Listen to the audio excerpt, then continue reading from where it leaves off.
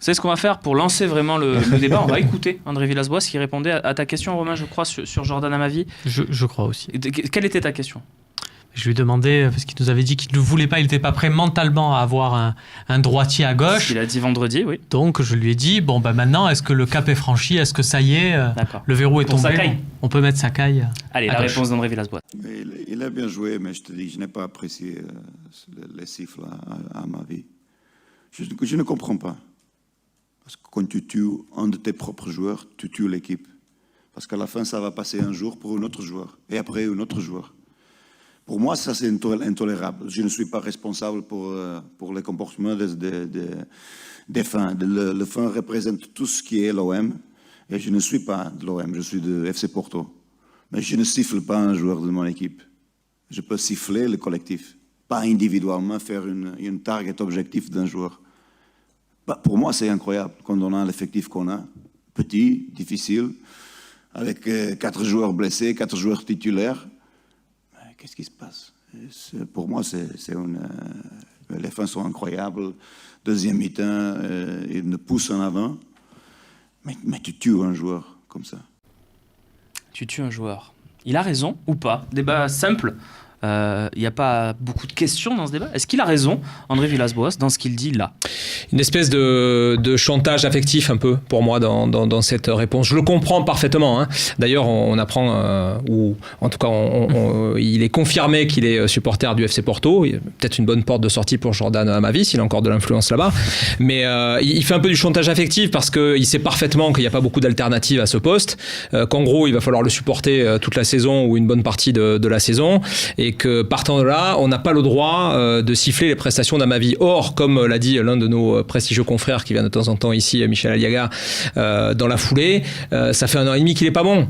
Et il faut comprendre aussi les supporters qui se rendent toutes les semaines ou toutes les 2 semaines au stade et qui voient en permanence ou quasiment en permanence des prestations qui ne sont pas à la hauteur d'un joueur qui a été présélectionné en équipe de France et qui est tombé à un niveau incroyable. C'est justement où je voulais en venir. Je me demande presque si quand tu siffles Amavi sur un match comme ça, tu n'arrives pas aussi à siffler limite la direction et le directeur sportif et voilà et dire mais de toute façon tout le monde le savait parce que pour le coup sur le plateau on peut pas en avoir fait plus de démissions sur ce joueur-là en étant persuadé, et moi le premier j'ai dit mais s'il n'y a pas d'une doublure derrière gauche c'est que je comprends plus rien au foot.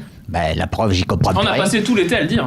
Et voilà quoi. Donc et je pense que le fait de le siffler aussi, c'est presque de pousser l'entraîneur. C'est presque de pousser l'entraîneur à passer le cap, parce que s'il sort à la mi-temps, c'est peut-être parce qu'il a été sifflé aussi. Donc t'es d'accord avec Fanchi OM du coup? Voilà, c'est ce que je viens de dire. Dirigeant dans le non-remplacement d'Amavi, Christopher Amavi sifflé. Est-ce que tu valides? Tu adhères? J'adhère non, parce que j'aime un côté un petit peu anglais qui revient et je rejoins un peu ce qu'on est là pour supporter notre équipe. Et à la fin, quand ça va pas, on siffle, mais ça c'est tout à fait latin. Maintenant, ça fait plus de 40 ans qu'on va au stade, on a toujours vu ça. Voilà, donc c'est pas nouveau.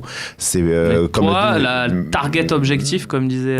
Mais voilà, à la mi-temps, je suis plus mécontent du jeu global de l'OM que pointer juste à ma vie, parce que dans ce cas-là. Qui trouve que c'est normal de siffler à ma vie? Non, on a le droit. Attendez. Sa place, hein. Non, quand on a le droit de juger qui est bon, qui n'est pas bon. Après, on aime ou on n'aime pas, mais on paye sa place. Il y a des gens qui payent leur place. Enfin, pas nous, on a la chance d'être journalistes. Voilà, moi j'ai la chance de ne pas la payer, mais je respecte ceux qui le font. Ils ont le droit de faire ce qu'ils veulent. Le public marseillais, quand on gagne une 5e Coupe de la Ligue et que le Vieux-Port est envahi, on est content d'avoir ce public marseillais. On dit c'est incroyable. Il faut aussi accepter l'exigence. Les gens ont souligné l'ambiance aussi, les chants, voilà. Il y a le up et le down. Quoi. Voilà, il faut accepter. Moi, je dis pas que c'est down, il faut accepter l'exigence du public et de pousser comme ça, parce que là où ça détruit entre guillemets Jordan Amavi, ça en rend plus fort, et surtout ça laisse aussi. Jordan Amavi, faut pas oublier que l'an dernier, alors vous allez dire c'est un micro-épisode, ça donne trop d'importance à certains. Décrassage d'un match contre les Apollons. Ou les Limaces, je me souviens plus. Apollon Limassol, donc on perd 3-1, je rappelle le contexte, on perd 3-1 à domicile contre une équipe semi-pro. Une bien belle défaite. On n'avait en plus aucun intérêt à jouer, on avait mis l'équipe type. C'était une belle défaite. Et on perd 3-1 chez nous contre leur équipe B à eux, c'était formidable. Décrassage de certains joueurs. Ça me pose aucun problème. Des joueurs, des supporters qui sont encore présents dans le stade, parce qu'il y avait une tribune suspendue, prennent un peu à partie les joueurs qui décrassent. Et là, il y a un geste d'humeur envers ces supporters-là. Et à un moment donné où ce côté je suis footballeur pro, je suis dans ma bulle, je suis déconnecté, voilà, j'aime bien que aussi, je suis désolé, ça reste quand même lié à une réalité du stade et des supporters marseillais, que ce club, ça soit aussi ses supporters. C'est juste un peu qui décide. Et Jean-François, je lis le message de Benoît sur Facebook. Salut à tous, que faire avec Amavi si maintenant il a la tête à l'envers? On se tire quand même une balle dans le pied. Ouais, mais c'est exactement. Et après, Jeff, et on conclut la partie là-dessus. C'est exactement ce que j'allais dire. Le seul problème dans tout ça, c'est que tu as raison, il y en a qui payent leur place, ils ont le droit de siffler, etc. Mais à un moment donné, je pense pas que ces gens-là soient assez, entre guillemets, idiots pour se dire, mais si on le siffle, il y a des chances qu'il joue mieux les 5 minutes qui suivent, les 10 minutes qui suivent, etc.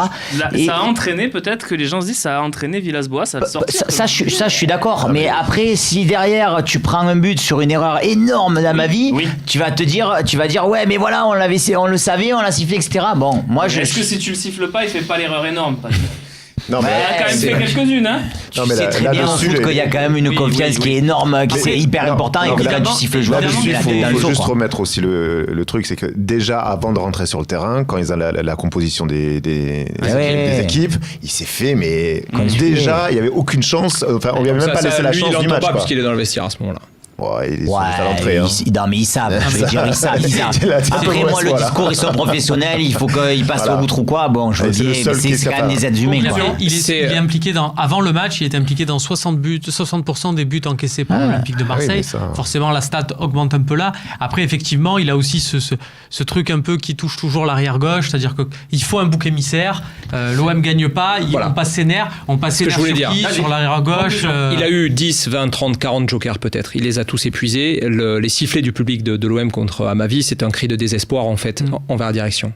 Pour dire, on connaît quand même un peu le foot, on est là tout le temps, on a bien vu qu'il n'était pas bon, donc s'il vous plaît, faites quelque chose. Et ça a eu lieu à la mi-temps. Conclusion, quand même, Villas-Boas aurait pu prendre la décision avant, mais bon. Elle a été prise et je pense que pour les matchs qui viennent, il n'y en a pas d'autres. Voilà. C'est quand même Sakai à gauche, c'est un Sarr à droite. changement tactique qui relance complètement l'OM, parce qu'on a vu la deuxième mi-temps de Sarr-Germain sur le côté droit, par exemple. Un duo qui n'était pas prévu au début. Duo improbable. Hein. Mais si on nous avait dit que Sarr-Germain, ça allait être décisif, ou en tout cas très intéressant, il y a quelques semaines, je pense que tout le monde aurait rigolé. Hein. Et pourtant... Non, parce que ce qui est important, c'est de dire aussi que justement, le fait de sortir Amavi, ça permet surtout, pour moi, de reculer Sarr. Et ça, c'est vachement important, parce que Sarr, dans ce poste d'arrière droit, et c'est vrai qu'il était en concurrence l'année dernière avec Sakai, mais moi, je le trouve bien meilleur là, à ce poste-là. Et donc, du coup, on va parler des ailiers. Meilleur Sakai à gauche. Aussi. Alors moi, le truc qui m'a un peu étonné aussi hier, c'était, je trouvais que même Sakai, que j'ai trouvé assez émoussé ces derniers matchs. Il était blessé aussi. Il était blessé, mais même en première mi-temps, je le voyais en train de traîner la patte, et curieusement, en le mettant de l'autre côté, je l'ai trouvé combattre en train. C'est peut-être qu'inconsciemment, cette sortie d'Amavi, même les joueurs, ça les a un peu libérés. Merci messieurs, on avance. On passe tout de suite aux ailes, parce qu'on a vu Radonjic entrer, on a vu Germain à droite, à gauche. On va faire le bilan. Il y a plus Sarr, du coup, si on le met un cran derrière. Oui, voilà, il y a beaucoup de conséquences. Et donc, une nouvelle hiérarchie qui se dégage. On va en faire le point tout de suite, rapidement.